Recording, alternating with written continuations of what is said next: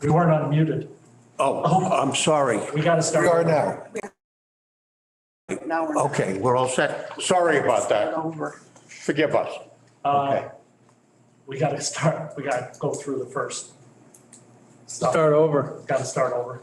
All right, well, it's not a problem. Basically, we were on mute. We called the meeting to order at 6 PM.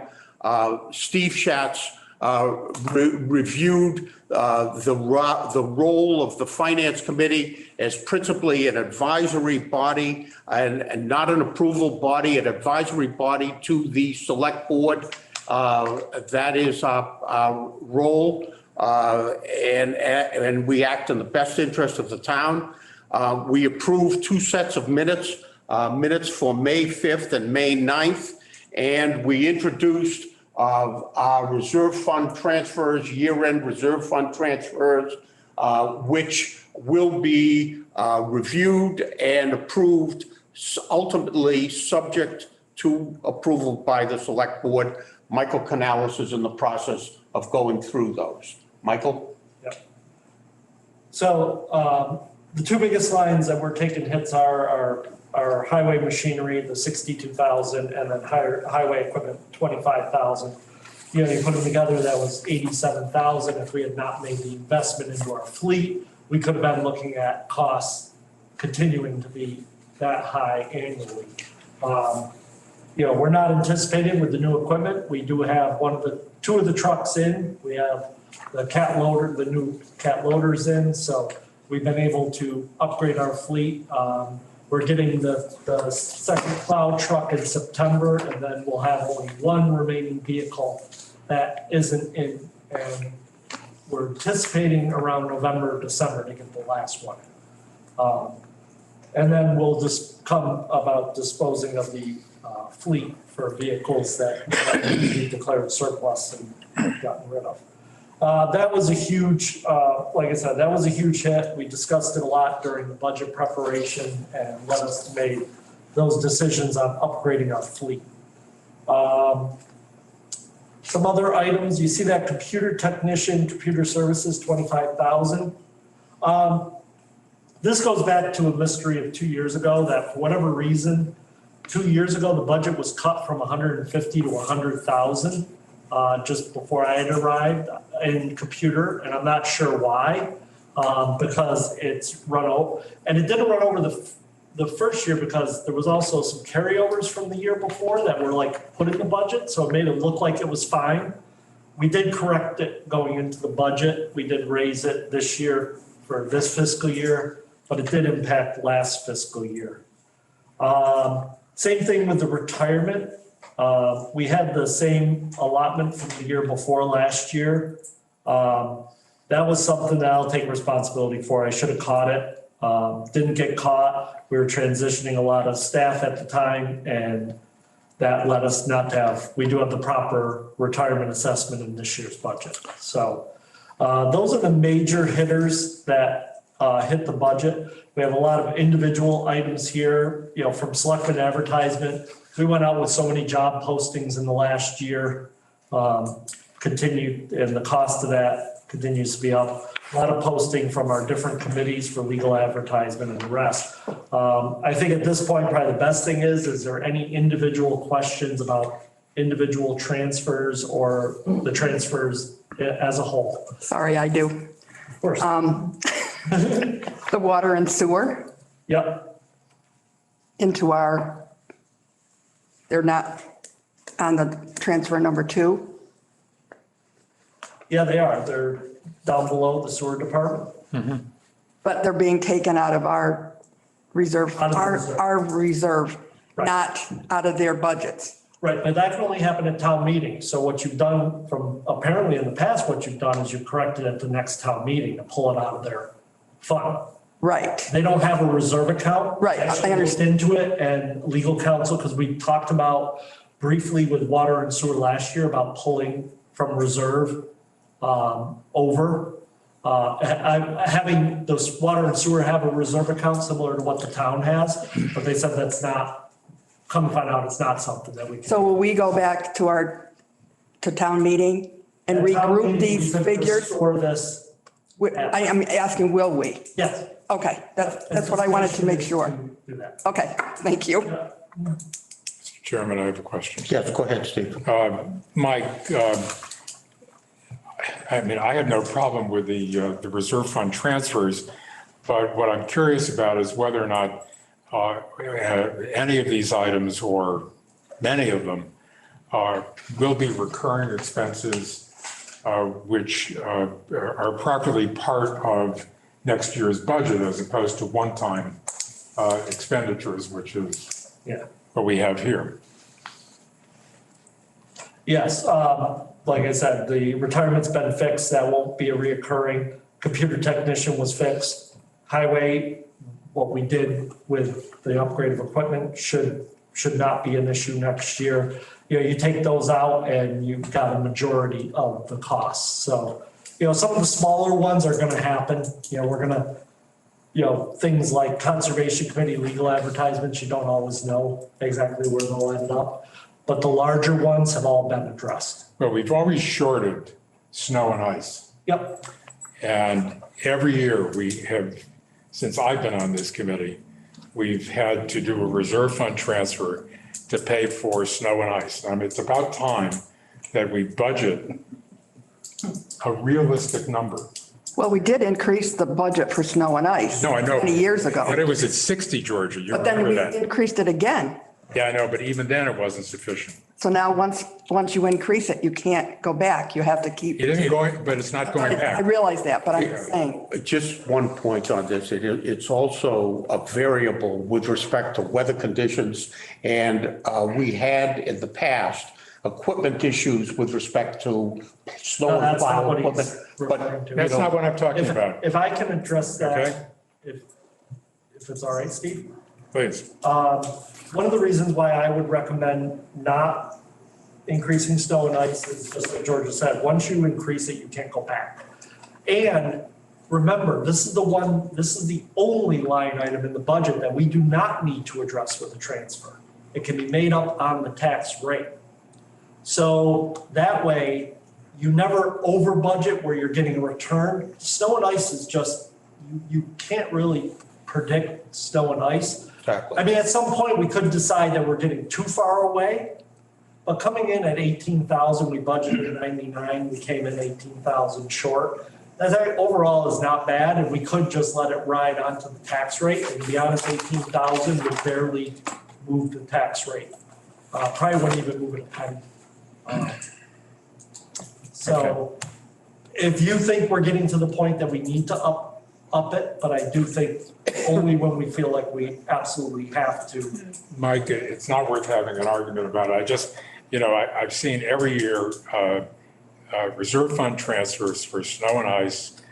And even though it's allegedly gotten warmer, the fact is that we have more ice rather That's than the ice, snow. not the snow. And it's the cost of what goes in that shed. Yeah. So I don't think snow and ice, Georgia, has gone down. oh no, I'm not saying it's gone down, but I'm just saying, And I think that budgeting should include recurring expenses that historically we've incurred in the past. how much have we spent over the years over?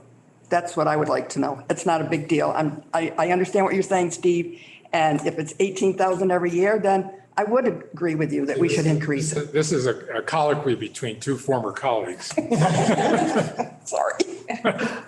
We can look at that point. Jim, go ahead. As I recall during the discussion for the new equipment, one of the reasons was the salt spreaders and everything weren't able to be shut off on time. And we wasted, if I can use that term, a lot of salt and that. I wouldn't say wasted. What we had before is we just had the mechanical operation, and the new ones actually have the systems on it where we can track the calibration of it, how Okay. much. And we're gonna try to identify that going forward. Okay. But what I will do for next year is we will look at what the last number of years of transfers had to be, and then Right. see if we do want to bump up the budget in the future. I do think you always target underneath with snow and ice because you always have the option of letting it ride on the tax rate. What are we talking about? 5-year history to Yeah, review? you do a 5-year Okay. history for next budget season. That'll be in the minutes. Anything else? Michael, anything else? Unless the board has any questions about. Any other questions relative to the transfers? I move then that we approve the reserve fund transfers, the reserve fund transfer of $148,814.51. And that would be subject to ultimate select board approval. We would approve it, ultimately recommend it for select board approval. Yeah. I'll Are second you, that. are you going to do number 1 also? Because that's only transfer. One's a Yeah. transfer between. Okay, sorry. One at a time. You did 2 first. Okay. Who's the second? I Jim? did, yeah. Okay, any discussion? There being none, all in favor? Aye. Anybody approved? Anybody against? Okay. Next. We need reserve account transfer 1. Yes, I move that we approve reserve fund transfer 1, subject to approval by the select board. Thank you. Second, Second. any discussion? All in favor? Aye. Anybody opposed? Okay.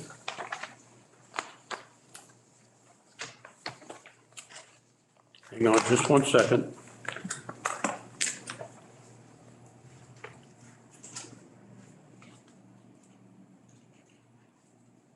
Okay, anything else, Michael? That's it for the reserve fund transfers.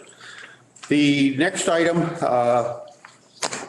that we're going to spend a little time on and why we've got a fair amount of interest is the matter of residential tax exemption. I would like to say, I'm going to go through some bullet points and I'm going to then open it up to the committee and we'll take some questions on this. But I will say that the bullet points that Michael will in a minute or two put on the screen were developed by Steve Schatz with myself. So Steve was very instrumental and very helpful. To kick off this discussion, at the August 11th Select Board meeting, the idea that was a week ago of a Stockbridge residential tax exemption program was again raised. And at that meeting, and when we haven't come to these points yet, I will refer to them. At that meeting, the reasoning for doing that was suggested to be that longtime permanent residents, those on fixed incomes, are finding it difficult to afford the town's real estate taxes. The proposed solution at the meeting that has been brought forth, a solution, I might add, was institution of a real estate tax exemption program under Mass General Law 59, Section 5C for all full-time residents, which reduces real estate taxes for all full-time residents while increasing those for part-time residents. This was a matter that was brought up through discussion at a week ago Select Board meeting. Needless to say, that matter evoked considerable objection raised both by part-time residents and full-time residents, indicating that it was not truly a viable solution and divided the town, and the town would not be functioning as a unified body on more important matters. That was pretty clear, and we've gotten innumerable correspondence on this. Now, if you look at that, if you look at 59, Section C, under Mass General Law, This act, just for your information and for the record, was passed in 1979. And the legislative intent considered providing financial assistance and relief, as I mentioned, to those of limited means whose equity in their homes were not accessible. In other words, no home equity loan, inability to borrow on the equity of the house, and thereby denying an opportunity for those owners to use this equity for their personal financial support. Okay, that's why it was formed. To date, 16, and I'm not senile, I'm repeating myself, it's important. Mass communities out of 351 have adopted provisions of this statute, which offer these municipalities the option to reduce residential tax assessment by as much as 35%, okay? And these 16 accrue benefits of this program available to full-time residents regardless of income or assets, okay? The communities include, under this legislation, Boston, Brookline, Cambridge, Chelsea, Everett, Somerset, Somerville, Waltham, as well as Watertown and resort communities such as Barnstable, Provincetown, Truro, Nantucket, Oak Bluffs, and Tisbury, okay? Those are the 16 communities. This statute does not require that any findings be made public as to the success of implementing the statute to satisfy the original legislative intent, okay? And there is no empirical data to support the rationale for these 16 communities adopting this exemption. It's not there. One of the big problems that all communities have, housing challenges, which cities and towns presently face, are not being solved by shifting the tax burden to part-time residents who own homes with higher valuations. The fact is that real estate tax valuation systems already are based in part on an attempt to shift tax burdens to higher assessed properties with no effect upon reduction of an expanding housing shortage. The housing shortage crisis has many causes that include income and wealth inequality, anti-growth bylaws, high land prices and construction costs, expensive and lengthy permitting processes, to state but a few. Stockbridge residents presently have two programs designed to provide housing assistance. The first is the so-called old age exemption, and the second is real estate tax deferment. Real estate tax deferment being a program that you defer taxes until the property is in fact sold, okay? It's not known presently how many of our citizens avail themselves of these programs. Our non-resident taxpayers already pay a disproportionate amount of the tax levy and do so without the opportunity to vote. An examination of the income side of the town's balance sheet reveals the fact that Stockbridge relies on residential taxes to fund operation. And the Board of Assessors records will further show that non-resident taxpayers shoulder more than 50% of the tax burden. Non-resident taxpayers also pay a personal property tax annually. The residential tax exemption program is an undocumented, non-quantified Band-Aid, and it frankly offers tax relief to many who don't need it. If the town is to adopt and support housing, it must be need-based, and this can be accomplished several ways, okay, with residential tax deferment and rent programs and rental subsidies. And basically, it's the feeling of a number of individuals that the residential tax exemption statute was passed as a feel-good response to lack of access to home equity and really didn't identify or specify details of the recipients. In other words, a former Mass DOR official suggests there was a solution in search of a problem. To wrap up my comments before we open it up, it appears necessary that a thorough review, analysis, discussion, and public disclosure of the rationale of a means and age-tested program would be necessary. And we did, in fact, receive it today, this morning, from a member of the select board, comments that suggest the select board obviously has to approve this as one member of the select board, a top-down evaluation according to this member. And basically, the evaluation would include programs such as a widow exemption. This is in addition to the original comment that came up a week ago.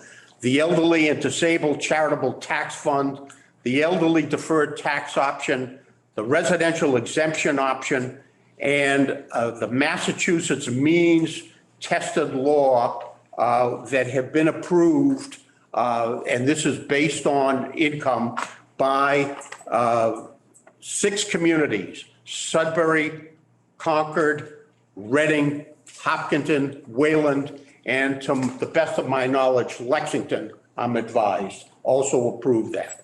So therefore, according to this board member, it's suggested that these would be research of and evaluation of these would be discussed and approved by the select board for further evaluation. So basically, we've come away from a single solution that divides the population to a multiple series of alternatives. And I would leave you with one thought, that really, when you talk about programs of this order, it's critical that an objective or purpose of the program be defined. Who are we trying to serve, okay?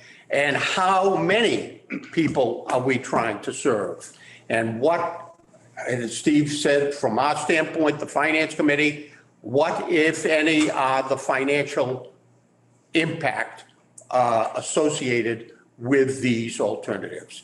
So those are some of the thoughts that I have at this point. I thank Steve for his assistance in preparing the bullet points, and I would open it up to the Finance Committee for comments. Steve. One further thought, Jay, of a financial nature, the budgetary implications potentially include a massive, well, I'll withdraw that word, but a significant number of abatement applications filed on behalf of non-resident property owners in town. Were to be instituted. Were it to be instituted. Right. And if the tax burden were to be shifted into that quarter, it would not be surprising to see a significant number of tax abatements filed with unknown consequences. Let me ask you one question from your background. Yes. Relative to these abatements, and this is critical, that if these abatements are filed, they're filed with the town, and the town turns them down, can the filer of the abatement go to the state? I mean, you can go to the appellate tax board. The appellate tax board. To appeal a finding of the Board of Assessors. But administratively, it's going to be a nightmare for the Board of Assessors. And once an abatement is granted for one, it's, Katie bar the door. It's going to be 500 abatement applications filed. And who knows what the budgetary implications are. I just want to repeat one thing because those on the Zoom call apparently didn't hear our remarks at the beginning. And I just want to make it clear for those either newly arrived in this room or on the Zoom call that we are an advisory body only. The limit of our jurisdiction is as to budgetary and financial matters. We do not establish policy for the town. We may individually have views that get expressed in select board meetings or in town meetings, but this board is not a quasi-select board. And so, although we're very interested in hearing what people here have to say about the budgetary implications of a potential, the adoption of a residential real estate tax exemption, it's not entirely within our jurisdiction to be having a discussion about sort of grand, the broader policy issues, the issues of fairness, the lack of voting power for non-residents, things of that sort.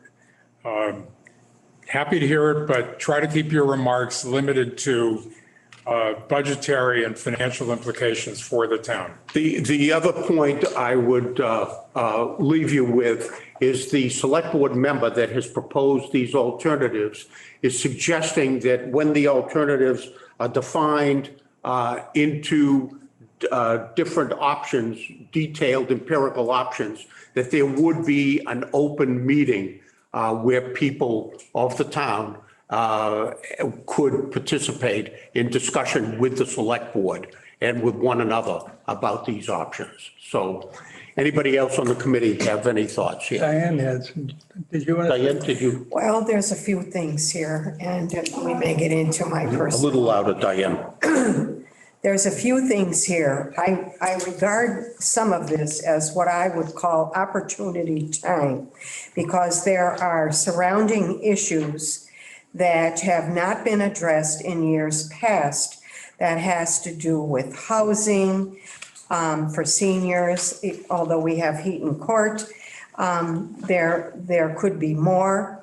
There could be a caseworker put in charge, and perhaps somebody who really would like to take advantage of a program if this is passed, that would be done more in confidence rather than having someone expose the whole thing in front of everybody.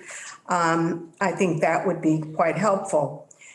I'm going to say this, and it's going to fall where it is. I regard this as robbing Peter to pay Paul in a way. And I saw the word Band-Aid in here, and I just told Matthew, who grew up here, I said, this is a Band-Aid for the pinky finger. I said, we are an intelligent people. I think we can do better with this particular issue. But I think that time is it's all going to take time. This is not an overnight quickie thing. And I feel that when you are going to have second homeowners, whatever you want to say, you're going to, supposing, let's say you pass this, and then what? You reach the Waterloo of the dollars. Are you going to go back then, once again, to what I call the swells and say, stick them up, we want more money from you? That doesn't make it right or good, but that in essence is what that is. And that's a poor thing. We are a community here made up of second homeowners, full-time residents, be it of the caliber that we have, seniors, all whatever the ages are. Hopefully we want younger people to move here. What are we doing to increase the bottom line for the town checkbook? Nothing, and you can't just go tax everybody. That doesn't make it right or good either. You have real estate that is waiting for development. What is being done with that? We are not the owners of it necessarily, but there are fees and income that could be derived from some of those things that would help greatly. As far as businesses coming to Stockbridge, very difficult. because we are a community, small in size in terms of its footprint. It's difficult. You can't have a big corporation coming in here. There's no place for them. And we probably maybe wouldn't even want that. But still, business, in terms of inviting here, there has to be a way to invite what would be appropriate so that you can continue to grow. You can watch the bottom line as to what does come in, what would help everybody, not just only senior citizens. This to me is lots of issues, and it's not all simple. But as I said, we are smart people. We can do better. There's no doubt about it. There are experts out there that we can have come to talk to us, to teach us. In real estate school, what is the first thing they teach you? What is the highest and best use of the real estate? What are we doing at this point? And yes, there are those seniors that perhaps do need help, but you're going to do it at the expense of the second homeowner? That to me is like lopsided. That doesn't make it right. I would add to your point that, Diane, that in 1 week's time, because of some of the dissent and blowback to the concept, that the member of the select board that I referred to has gone from one possible alternative to a number to explore. So obviously, the message is being heard. I hope Okay. so. Yes. Okay. Jim. Jay, I have some documents there. If you just pass them to the committee. And I'm not going to read it all, but I wanted to put it in writing to the committee and speak to the high points. But Diane mentioned something, I think it's important for everybody, Zoom, in the media, in the room, anywhere else. She mentioned time. As I understand it, the tax classification meeting is in early October, Michael? And that's when the decision as to whether or not to go from what we've always had, and that is a single tax rate for businesses, for all residents. So there isn't much time to look through this. And I think in some regards, this has been a last minute thing that really needs a lot more discussion, a lot of community input. But having said that, I wanted to put this in writing. I'll explain it very quickly. What I did here is I just listed the annual Stockbridge town budget for the last 10 years, so you can look at it. As I said in here, in most years, not every year, the primary reason for large budget increases was to repair failing infrastructure. That varies. There's some of those things that we have no control over. We have to do it. And the other thing is the ever increasing education budget for a declining number of students in Stockbridge. I'm not trying to demean the education budget. I'm trying to explain that we're spending more and more for fewer and fewer. From year 2012 through 2021, those are the only years I could get that information quickly, new building permits in town totaled 50. That's an average of 5 per year. Now, I'll just make a couple of very quick comments. The comments I have to make is, had Elm Court been built as planned, instead of being delayed for so long that they couldn't get financing during the COVID period, which they are now asking for an extension of their permits, I hope Stockbridge will approve it. It's coming up next meeting. It would have been finished by now, with Stockbridge gaining a substantial amount of income.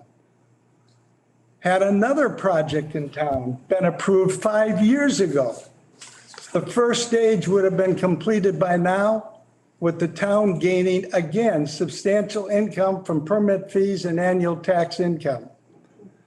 I have 3 questions that I'd like to have answered by the selectman who, one by him, but the others.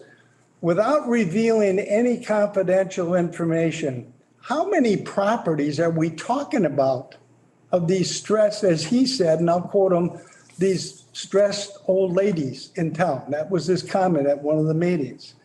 What is the age range for these stressed taxpayers? What is the actual number of seniors who are receiving tax assistance this year? We don't need to know names, but what's the number?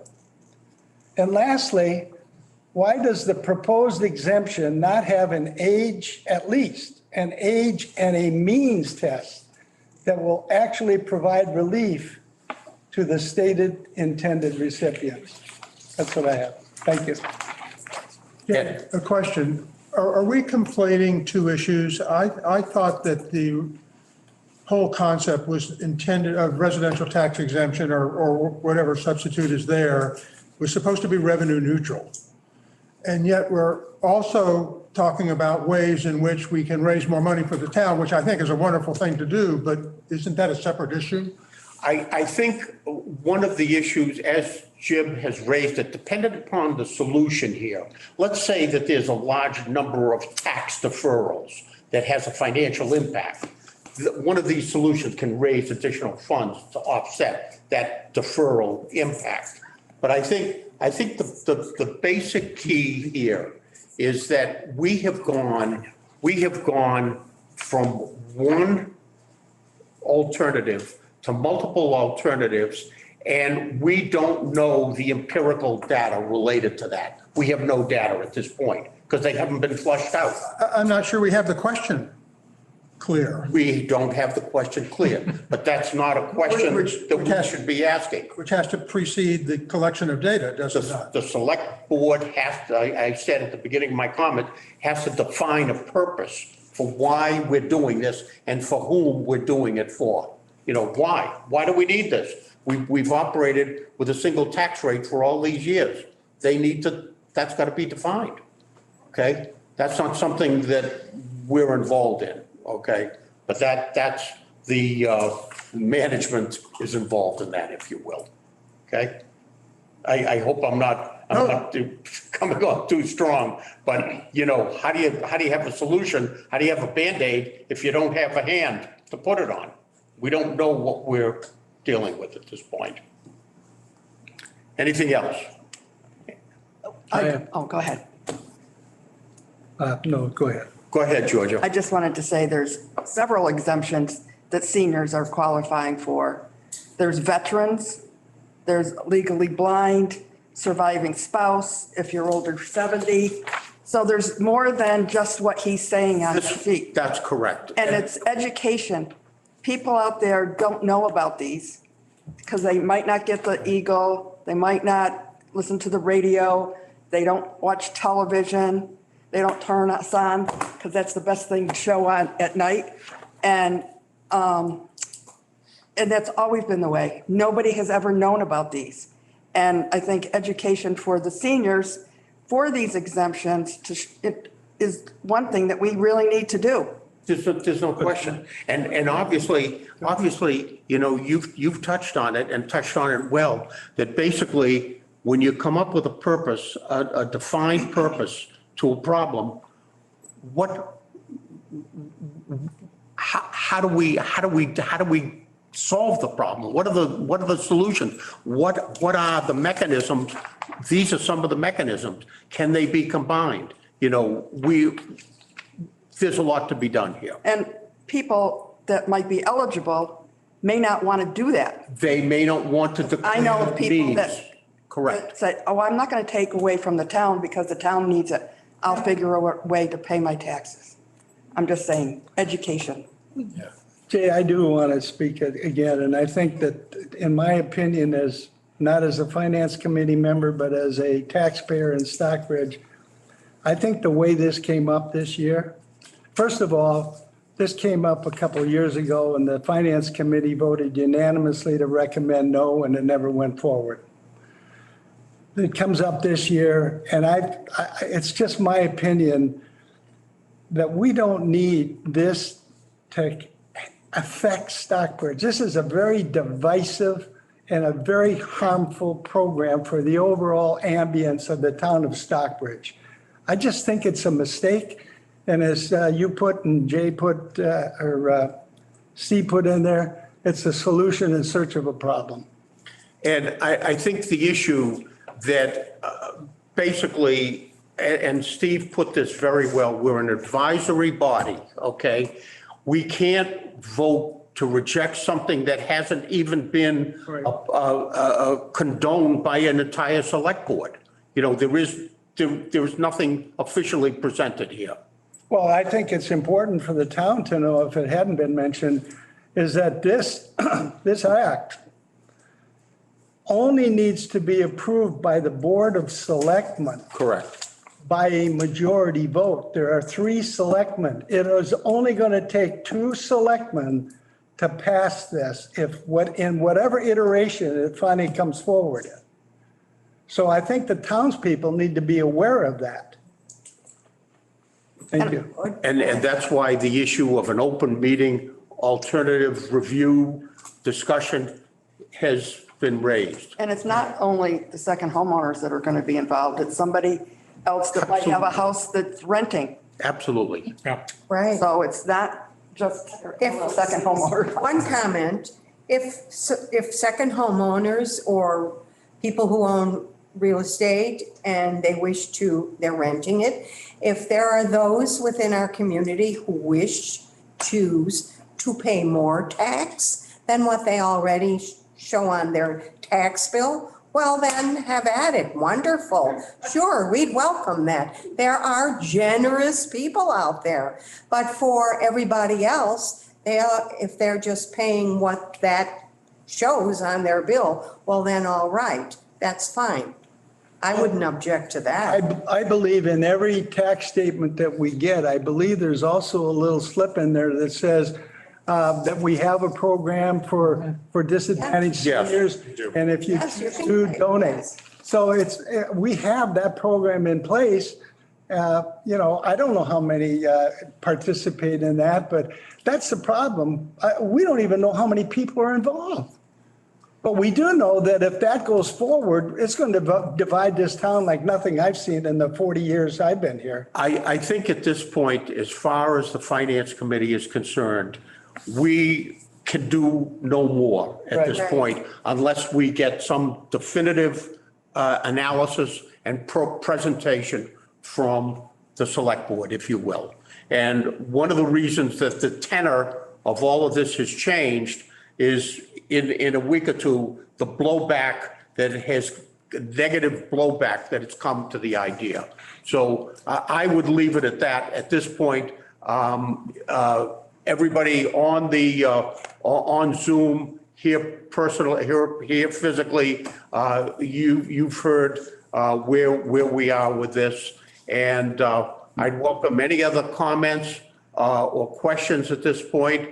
Otherwise, there certainly will be more to come in future weeks on the subject. Nita Schwarmer has her hand up. Thank you, Michael. Thank you, Jay, and the Finance Committee. And thanks to hybrid You want to meetings, speak, we were you able don't to, put your hand up, right? No. what? Thanks to hybrid meetings, we were able to see what took place on April 11th, and there were a lot of inappropriate comments made by members of the Finance Committee and others that were present. Obviously, we need to have a discussion about this residential tax exemption, and that wasn't the way to do it as far as public comments. I want to say this is not just about seniors. This is also about young families and young individuals who would like to become full-time residents in Stockbridge. Residential exemptions are voted annually by the select board, but most of our select boards have not been brave enough to even have a discussion about this. And yes, it can be divisive, but it also may work. And if it doesn't work, it can be voted out the next year. It's only for 1 year that it's being voted in. The 16 communities that have adopted, these are communities that are either large cities or towns with many non-owner occupied properties like apartment buildings or Airbnbs, or communities that are resort communities with many seasonal residents. And that's where Stockbridge fits in. Over 50% of our residents are seasonal. We have second homeowners, we have renters, we have Airbnbs. This is not only about seniors. The Malden City Council, what they said was that it establishes a graduated tax, reducing the taxes of lower valued properties while increasing the taxes of higher valued properties and non-owner occupied residential properties. In Tisbury, they said the purpose was to reduce property taxes for year-round residents. They don't say for seniors, it's for year-round residents. Particularly for those with modest homes. If I might, Anita, we very much appreciate your opinion, and certainly it is an opinion that you should be free to present publicly at an open forum on this subject with full-time and part-time residents attending. So basically, we're not here to solve the issue. We don't know what the solution is. You have stated one of about a dozen alternatives, and all of these have to be explored before one can come up with an appropriate resolution to the situation. Before the select board. And Before the select board. Correct. obviously, the select board is the one who votes, but you also stated last meeting inappropriately that the information was not on the website, and it was made available to the public, whereas your information that you were discussing is not posted on the town website. And I don't see how you and Steve Schatz were able to meet together to come up with the suggestions you came up with, as opposed to meeting in an open meeting. Two people of a committee meeting in violation of open meeting laws doesn't sound right. And if you're, Well, Anita, there is no violation. This is less than a majority having a conversation about a presentation tonight. There is no violation of the open meeting law for two members of a 7-member board to have this discussion. I didn't know that. Can we take some questions Well, from somebody else? don't make accusations without knowing. Amen. Do you want I to, disagree. you want to step up? Thank you. And please state your name. My name is Patty Kaya. I'm on Houstonic Road in Stockbridge. And first of all, one of my questions is there a way to make it a requirement that this public meeting happen prior to the tax classification hearing? Because last year we were told that there would be a public meeting on this topic specifically, and it didn't happen. Secondly, on Steve's presentation, on bullet number 5, first of all, I want to say that presentation was remarkable, like the research that went into it. I so appreciate it. On bullet number 5 is the old age thing that you referred to, the so-called, is that the tax, the senior circuit breaker tax credit that you're referring to? I'm not sure could you take your, I'm not sure I understand your question. So on number 5, I don't have the paper, I'm sorry. Okay, just bear with me. This document. Number 5, so. Yes, that would be The the, senior circuit breaker tax credit that the state offers? this one here, Steve, so-called old age exemption and tax deferral. Are you referring to the tax deferment program? No, there's 2 separate Yeah, programs. they're 2 separate programs. Okay. Yeah. Just to clarify, I checked with Michael Blay. No one in Stockbridge is currently taking advantage. I know that. of the Yes. Yeah, we're aware of that. Correct. There was a question asked about that. And then second, the last point I wanted to make was, my God, thank you for this committee. My husband and I have actually been considering selling our house based on the situation that we've heard from the select board, because it seemed the town had no leadership.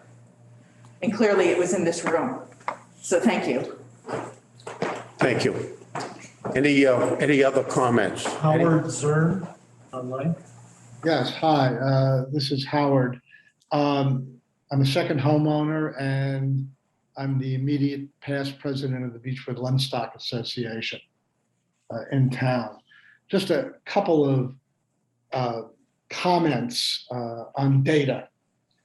There's a lot of data floating around. But in examining, the town is classified by the FFIEC, which is a federal interagency bureau.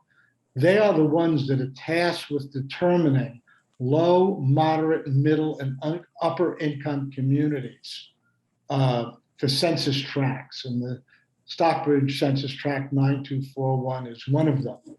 They have clearly labeled Stockbridge an upper income community. In addition, and I mean, if you want further information another time, I could tell you what that technically means. And this is the 2021 report. The Stockbridge median family income is $114,000.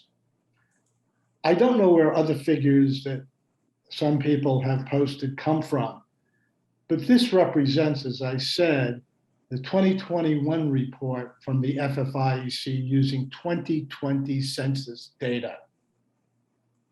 Another report shows that about 2% of Stockbridge families are below the poverty line. In a manner of speaking, well, I don't like to characterize things, Stockbridge appears to be anything but a poor community. The selectman that we've talked around about stated he was advocating for the 79 residential exemption law to help poor people.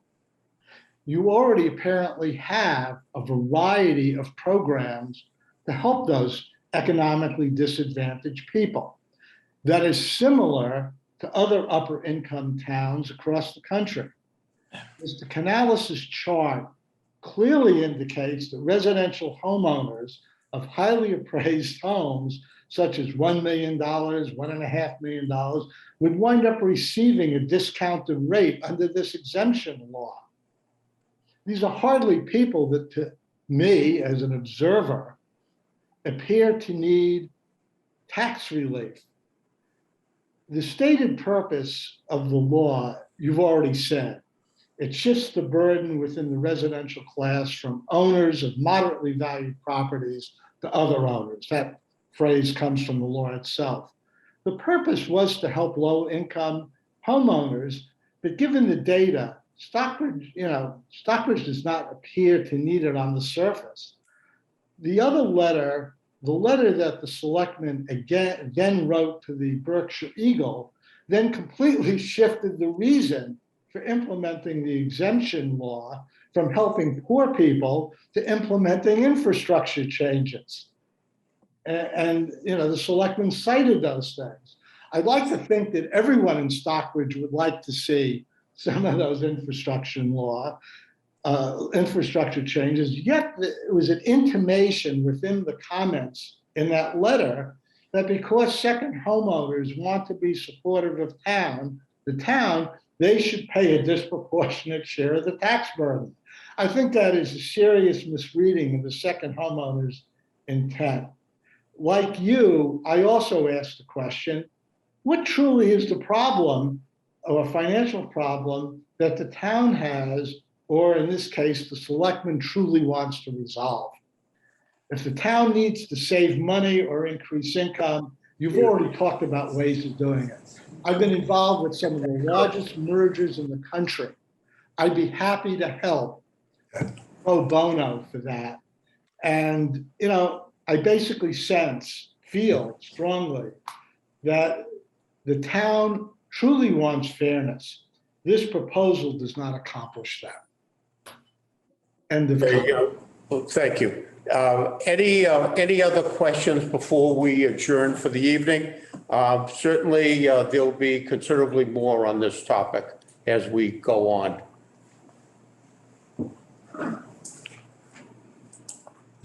This is going to be our last question of the evening. More comment than question. Bruce. What is Bruce? Bruce Auerbach, Interlake Crossroad.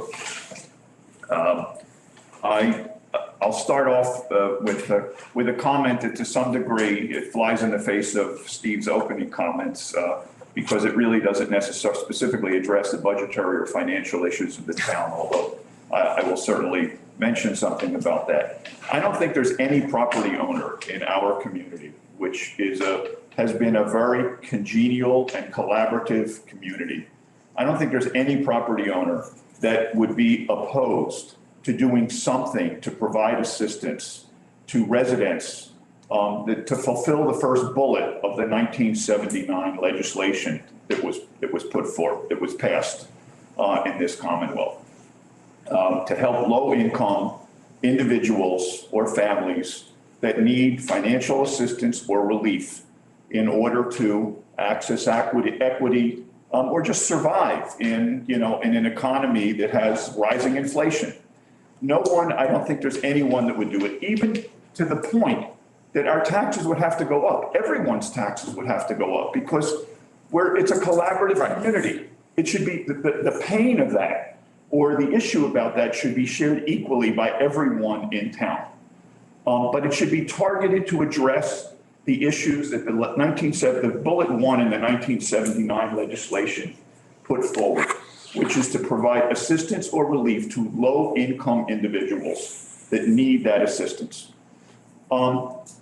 In terms of, the financial and budgetary issues, I agree with, one of the comments that Howard made, and that others I'm sure are thinking about.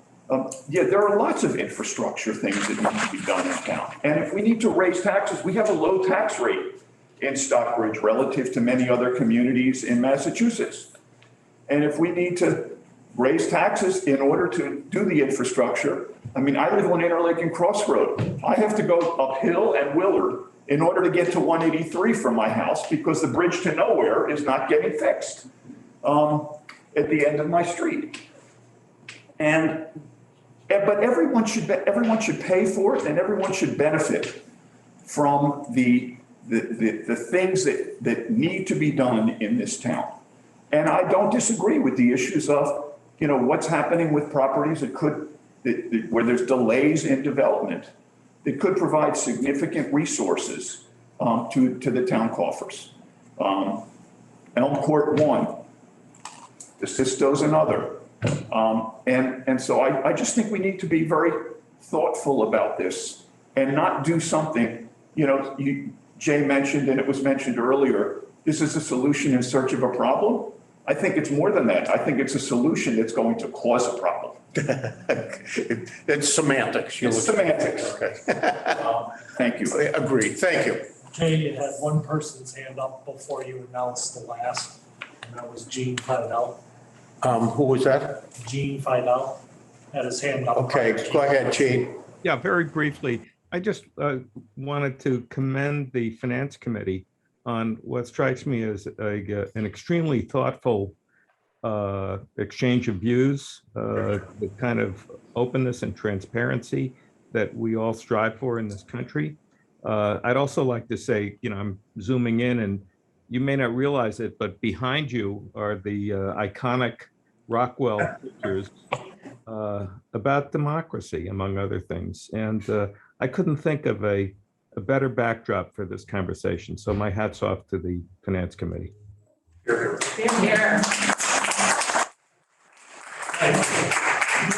Okay, there being no further business. I move we adjourn. I second. Okay, what time is it, Michael? 7:05. 7:05. Thank you, everybody.